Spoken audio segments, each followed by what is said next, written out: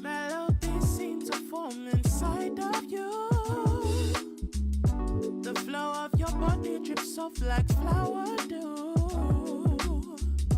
Sure, I know that your stem has a story. Melodies seem to form inside of you. The flow of your body drips off like flower dew. Sure, I know that your stem has. Hi, I'm Effie Barker. We are right here in downtown Los Angeles. When you say we're not going away with these issues, what are those issues? Good evening. Welcome to the special edition of Ugnayan. I'm Effie Barker. Do you think that that was the best decision ever? It's the best decision. Yeah. Because there are alternatives, and the alternatives have not been tried and tested yet. Mm-hmm. So whatever decisions you make, there are negatives and positives to those decisions. You use the negatives as opportunity to grow, and you leverage on the positives to leapfrog in whatever it is. So yes, it's a best decision. One, for the children. If you get to educate your children in a first world country, they are able to be global citizens, able to fit anywhere they go. They increase in confidence and all that. Yeah. So I first look at the way of the children first, and secondly, myself. I have a very good and rich experience from Ghana. I have another experience in the UK. It is easy to land any job anywhere else in another continent or something, because they know that I have worked in two countries and worked well. Yeah. So other than only working in one country, especially a third world country, and then trying to use that to leverage and move to another country, it's a bit difficult. Yeah. Okay. But from here, with the experiences I have, the training, the personal development I'm doing on my own and all that, the sky is just a stepping stone. Yeah. Yeah. What are the advantage and disadvantages of a Ghanaian living in the UK? Is it an advantage or is it a disadvantage? I would say the disadvantage would be that there are certain things you love back home, and you do not get the access to it. So, one, I'm a Christian. I'm not shy to say that. Back home, the church, how church is organized and everything, is more vibrant than in the UK. You tend to miss that a lot. Back in Ghana, people can just come and visit you without your giving you notice.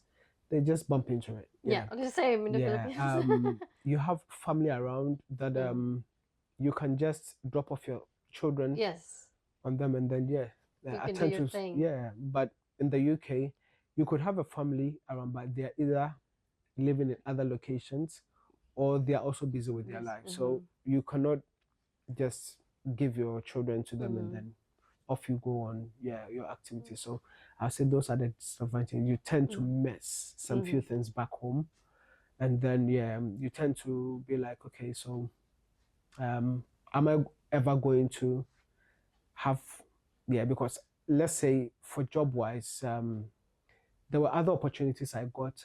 There were jobs that I was looking forward for. I got them, but it was on-site roles, so I have to be in the office from Mondays to Friday.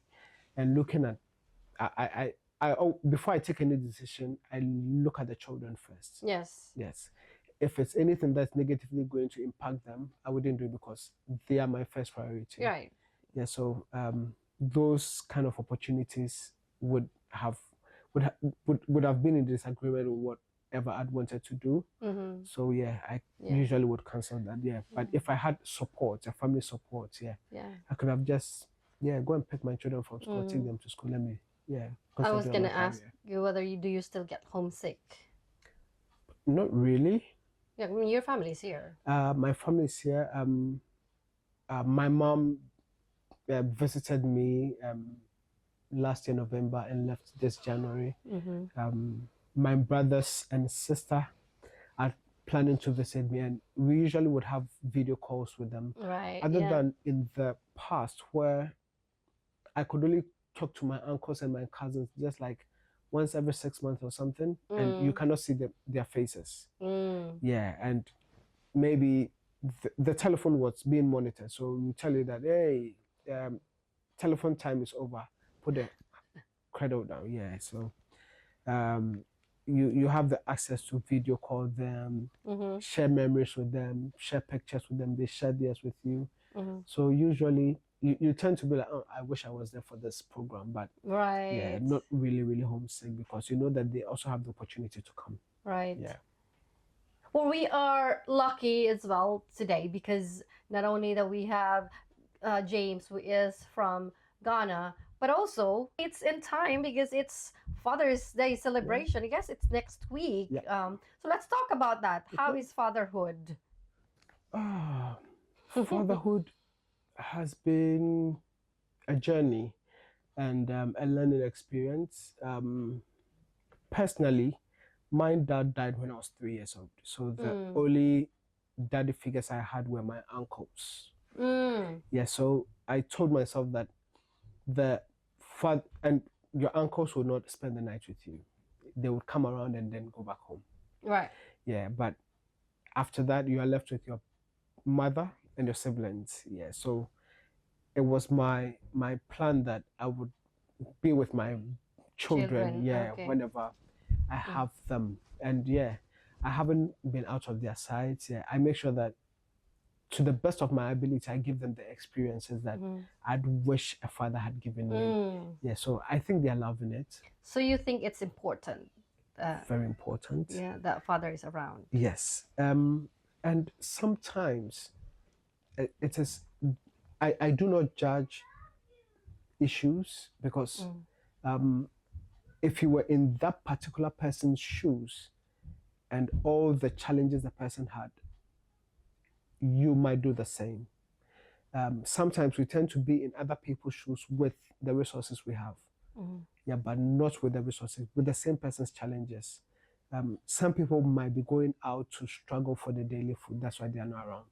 But others might have been implicated in a situation that they do not find themselves home. So sometimes it's not their fault. So in as much as fathers should push to do more, those who are not there, let's give them the benefit of it. What are the challenges and really the biggest that you have experienced? Ooh, growing boys. Yeah. So we are in a country where there are issues of gang-related activities. Back home, any other person could have,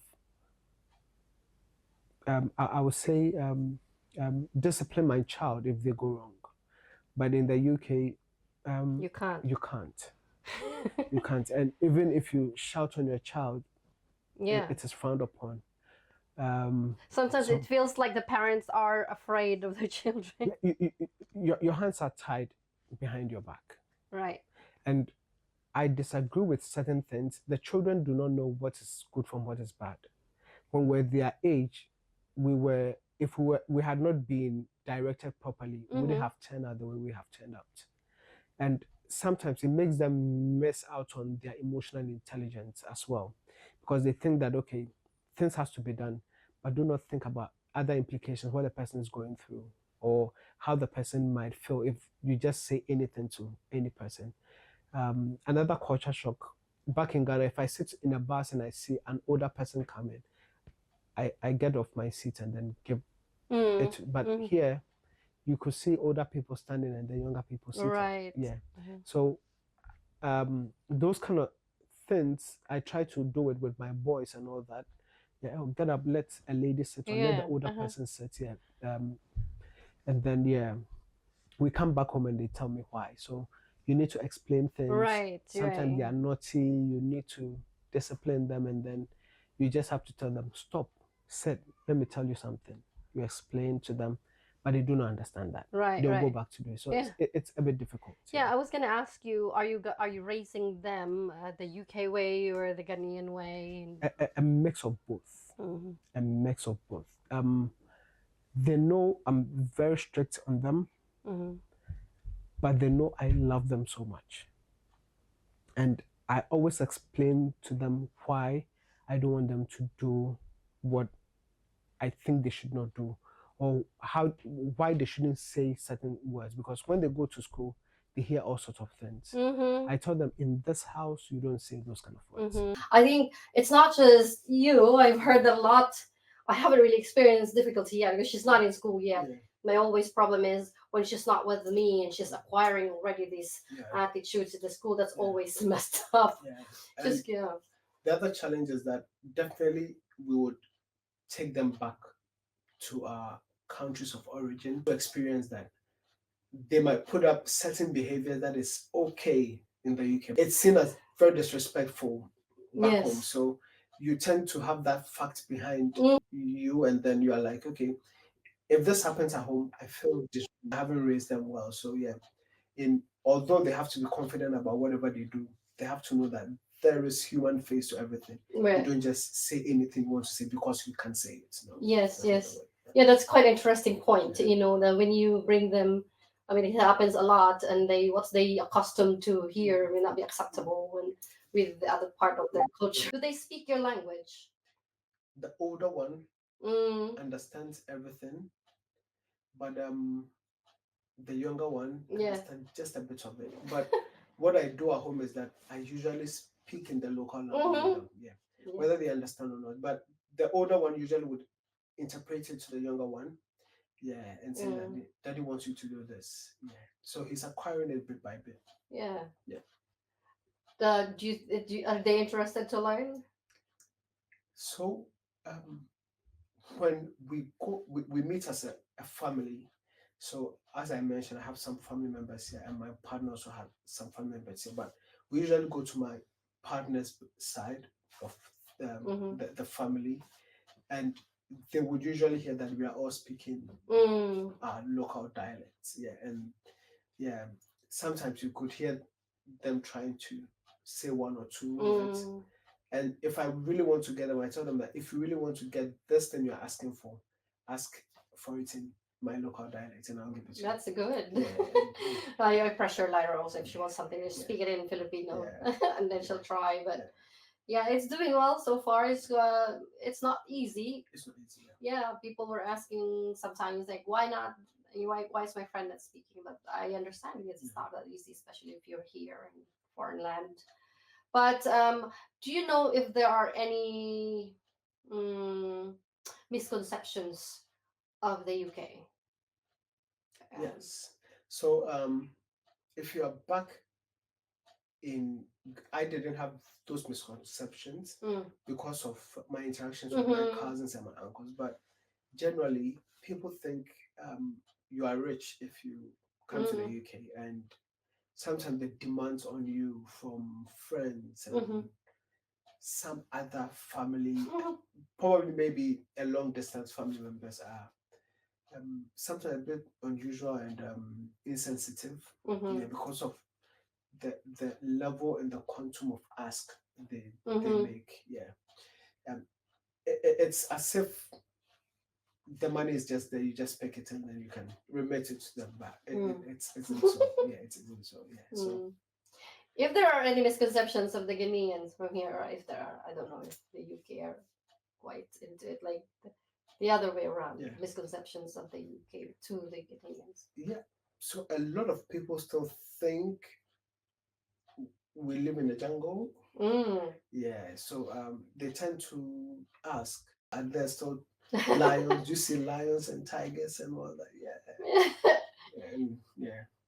But I usually would encourage them that if they get opportunity, they should go and visit. But what is Ghana really? It's a third world country, but you know it's a city. There's buildings, there's companies, there's a very beautiful country. I would say developed.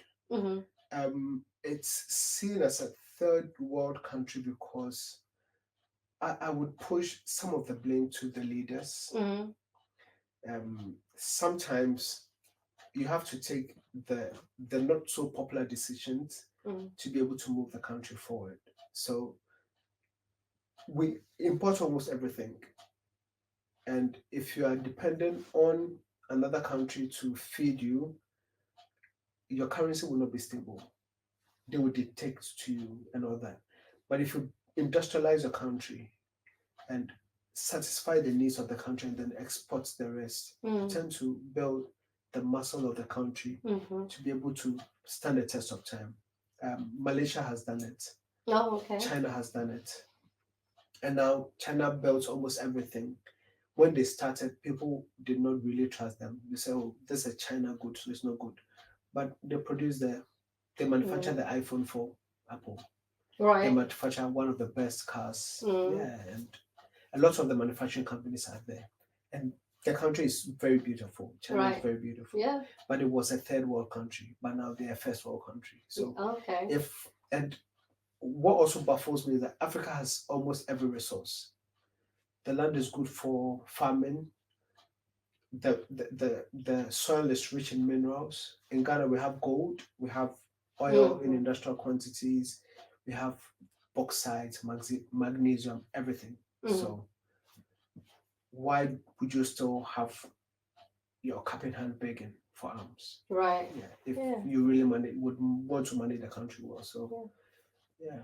You have experienced all kinds of things here. You have experienced the good and the bad and the ugly. So good things are that you feel that everybody's treated fair here. You could the CEO could be in the queue, and the learnings and the school education wise, etc. You're not so much bothered with the weather. Then there is this someone following you in the supermarket, and The racial undertone racial stuff. Yeah. um would what would you wish the UK would have? I haven't thought about that. I haven't thought about what the UK does not have now. Maybe I would give you back your question. Do you think the UK lacks anything? A lot. I do think Like- there are a lot that they can improve, definitely. Yeah. So probably so let's say if a bit of, it's not all the population, so if a bit of the other population that have not yet traveled to any other African country, should they travel to other African countries, they would know that yes, Africans are beautiful people to be with. Okay. Yeah. You feel that you wish that some of those people would have at least an information. Well, it is accessible, but they It's would, accessible, yeah. but you see, I would say it's a bit expensive traveling to Africa. They will usually go to other European countries that they are familiar with. Yeah. So they could go to Greece about 5 times within 5 years, or Italy or Spain or something. Right. Most of their holiday destinations are Italy, Spain, Greece, Italy, Spain, Holland. Yeah. So if things were to switch a bit and then they have a trip to Africa, so Ghana, December in Ghana is superb, and all those who have traveled to Ghana in December would want to go back to Ghana. Right. The vibe is different, the food is different, and the people are very welcoming. So whenever you've met someone who has been to Ghana and they tend to know that you're from Ghana, they're excited, they want to tell about the things, the people who are supportive and all those. Yeah. So yeah. But if there's anything that the UK government, as a government could do The government, okay, so sometimes in terms of your concerns or of the demographic that you are representing. So it's difficult because they have a country to manage, one. So some of the immigration decisions are very tough on immigrants. However, they also have a country to manage, and they cannot just relax on everything. And then, so sometimes I understand them, but other times the narrative that probably they get might not be actually what it is. Yeah, because I think they started having issues with the skilled worker program because people had got in and then did not find work. But the report we got, the report could also be wrong or inaccurate. Let me put it that way. That spouses or of skilled workers were not working, which is not true. Because if you don't work, you cannot pay your bills. Right. And most of those skilled workers that came with their family. And if you are here with your family, you cannot live in a single room or a 1-bedroom. You have to at least have a 2-bedroom or 3, looking Oh, at really? the gender. Yes. Oh. So if you are renting a 2-bedroom, it could not be just one person working and the other partner not working. You cannot meet the bills. Ah. Yeah. So that report that came out that the spouses of those who are sponsored to be in the UK when working were actually inaccurate. So, and yeah, immigrants help build the nation or every nation. Most often than not, the conditions back home are not very favorable. So a bit of them would want to have a change in economic circumstance. They would not be interested in doing things that would get them back. At least they would have to get something before they go back. Right. Other than other group that were already established and then just want to have a change in environment and go back. So there's one man that I'm in the same church with. He's a lecturer. He was a lecturer in the US. Then he came to UK as a lecturer, and he can go to any other country as a lecturer. So if you make laws that goes into his disadvantage, he would rather move to another country. Yeah, there were a lot of these nurses who had come to the UK, but some of the conditions were not that favorable. They've left for the US. Right. Especially now the yeah, changes. And Yeah, so it's hard to bring in your family. exactly. So and those people coming are not coming in boats. And what is baffling is that if you come in as a skilled worker, you're on a 5-year route to indefinite leave to remain, and you're not entitled to any public funds. But the person seeking asylum, if the asylum is granted, gets recourse to public funds. So if you make your laws to be Fair. unfavorable to the one with the skilled worker, then you're shortchanging the person. Yeah. And most of them are leaving. Yeah. Yeah, most of them are leaving. So do you think that the new changes of the immigration as far as the skilled worker, is it beneficial or does it hurt with the economy? It hurts because let's say if you go through the statistics, the number of people coming through as skilled workers have reduced because they know that if the sponsorship you are giving me cannot bring my family in, then I cannot come because I cannot leave my family. I'll look for the opportunity elsewhere. Right. So most of them are moving to the United States. Does that apply if you're single? What happens if you're single? Yeah. So there's a salary threshold. You could be given a sponsorship, but if your salary threshold would not permit you to bring someone in, you cannot bring your partner in. Even if you go and marry outside from your country, you cannot bring the person in because your salary threshold doesn't meet it. Right. What I was thinking, if you're single, you apply as a nurse here, and you probably meet someone from here. You see, it is difficult to meet someone you really like. Not everybody unless you said, okay, let me settle for whatever I get. Yeah. Then you can the pool of candidates and their options are less. Yeah. Would you say that, from your experience, was it all worth it to move here in the UK? Yeah, it's worth it. Okay. I would say I'm giving my children an experience that other people will not get. It's not on the silver platter for everyone to Right, get. Yeah. right. So definitely I have an exit plan before I came in. Yeah. Yeah, I know when I want to leave and go back to Ghana. But before I go with the children, they would have had a certain experience. Okay. Yeah, and then so That's good. yeah, it builds their knowledge and understanding about the world and what they can look out for. Exposure, yeah. Yeah, how to deal with the situation and all Yeah. that. Yeah, so To my last question, what would you say to immigrants who are planning to move here in the UK or already in the process of coming here? What are the things that you would suggest them to do? And would you encourage them? I would. Okay, so if you get a good opportunity, come, because the UK is a welcoming country. There are a lot of beautiful people here. Before you get in, understand what you're coming to do in here. Okay. If you have opportunities, take some online courses to enhance your understanding about the things you're coming to do.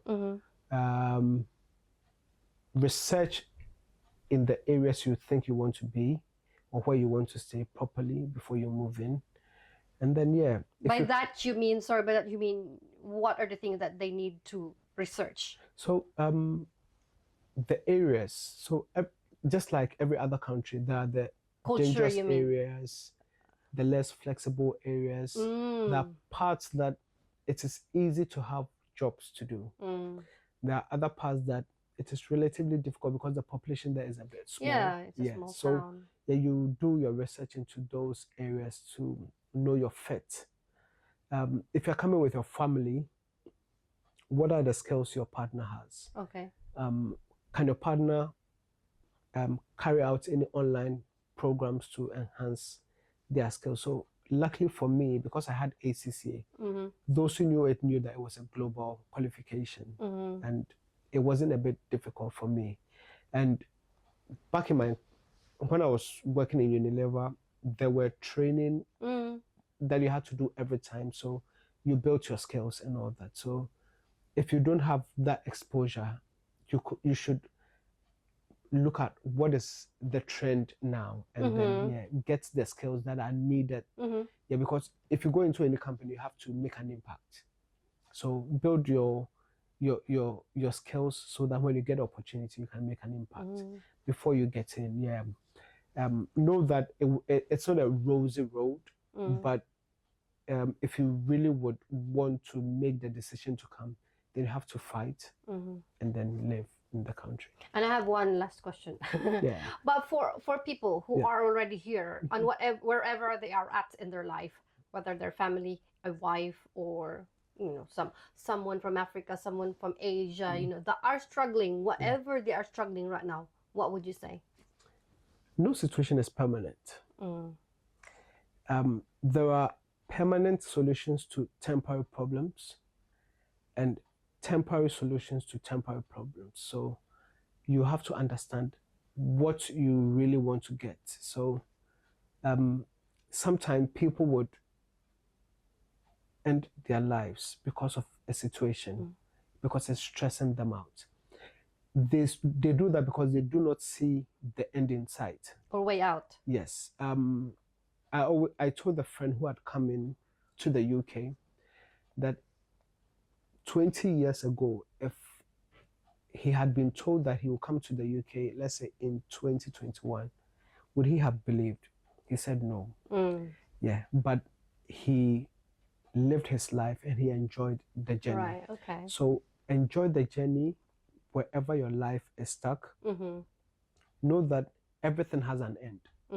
Try to enjoy that journey between the beginning and the end. And when you get to the end, the journey was a crying moment for you, but at the end, you look back and you laugh at those experiences. Right, so, so they should enjoy it. But whilst you enjoy it, if you can learn something, learn something. If you think you can do something different, do something different. It could be the next world big thing. Right. Yeah. for your success. Yeah. So And another last question. Sure.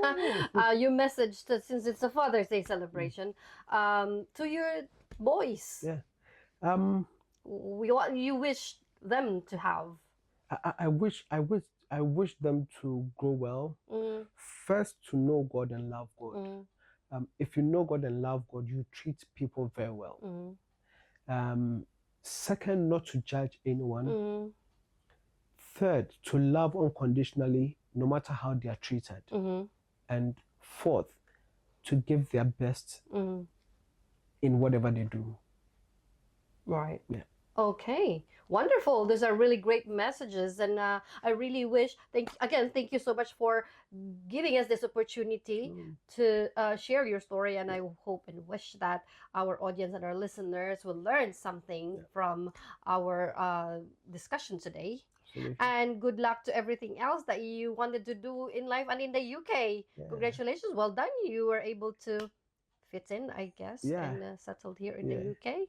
Thanks for having me on the program. Right. I'm really honored. Of course. Yeah. Thank you. Right. Thank you so much, ladies and gentlemen, for tuning in and for staying with us for these 2-hour show. Till next time, every Tuesday at 10 o'clock, only here on Love the Beat Radio, LDBR.